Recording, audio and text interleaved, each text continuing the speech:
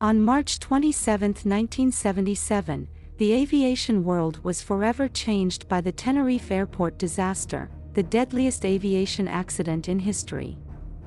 Two Boeing 747 jumbo jets collided on the runway of Los Rodeos Airport in Tenerife, Spain, resulting in the deaths of 583 people. This catastrophic event highlighted critical issues in aviation safety, communication, and emergency response, leading to significant changes in the industry.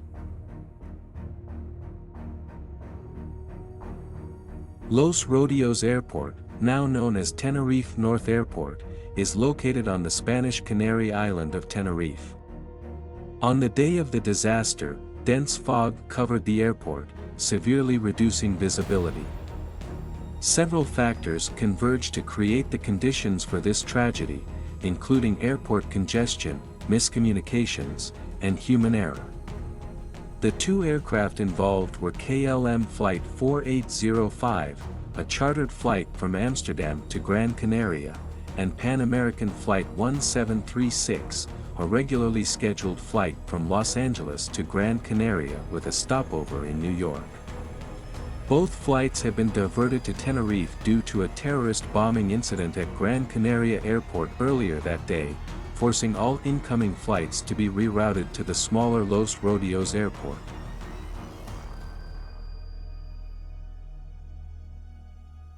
The unexpected influx of large aircraft at Los Rodeos Airport caused significant congestion. Both KLM and Pan Am planes were parked on the taxiway, blocking each other's way and necessitating a complex maneuver to reach the runway for takeoff. Adding to the difficulty, thick fog enveloped the airport, reducing visibility to just a few hundred meters. The KLM flight, commanded by Captain Jacob Veldhuizen van Zanten, was ready for takeoff before the Pan Am flight, piloted by Captain Victor Grubbs. Due to the poor visibility and limited ground radar at the time, both aircraft had to rely heavily on radio communication with Air Traffic Control (ATC) to navigate the airport. The series of miscommunications and errors that led to the disaster began as the KLM plane taxied to the runway for takeoff. The Pan Am aircraft was instructed to follow the same taxiway but was required to turn off at a different exit to clear the runway for the KLM takeoff. However, the fog and unfamiliar airport layout caused confusion. As the Pan Am flight searched for its exit, the KLM flight, having reached the start of the runway, received clearance from ATC to position for takeoff. However, Captain Van Zanten misinterpreted this as clearance to actually take off. Meanwhile, the Pan Am flight was still on the runway, having missed its intended exit. ATC attempted to clarify the situation, but due to the radio interference and simultaneous transmissions from both cockpits, critical messages were missed or misunderstood. As the KLM aircraft began its takeoff roll, the Pan Am flight emerged from the fog directly in its path. Realizing the impending collision, both crews attempted evasive maneuvers. The Pan Am pilots tried to turn off the runway while the KLM pilots attempted to lift off prematurely.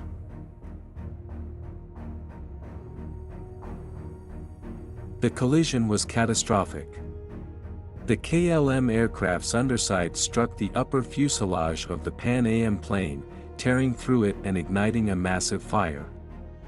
The KLM aircraft crashed back onto the runway and exploded, killing all 248 people on board. The Pan Am plane, engulfed in flames, suffered extensive casualties, with only 61 of the 396 passengers and crew surviving the impact and subsequent fire. The aftermath of the disaster was chaotic and heartbreaking. Emergency response teams faced immense challenges due to the dense fog, wreckage, and intense fires. The survivors were those who managed to escape from the Pan Am aircraft before the fire consumed it entirely.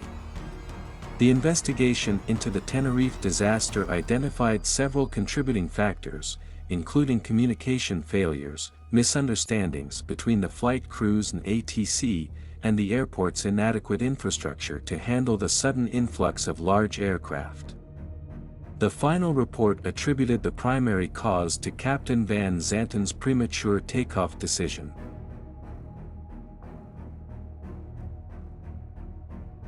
The Tenerife airport disaster remains the deadliest aviation accident in history, claiming 583 lives and reshaping the aviation industry. The tragedy underscored the importance of clear communication, standardized phraseology, and robust ground control systems. In response, international aviation authorities implemented significant changes, including improved cockpit communication protocols, stricter air traffic control procedures, and the development of ground radar systems to enhance situational awareness.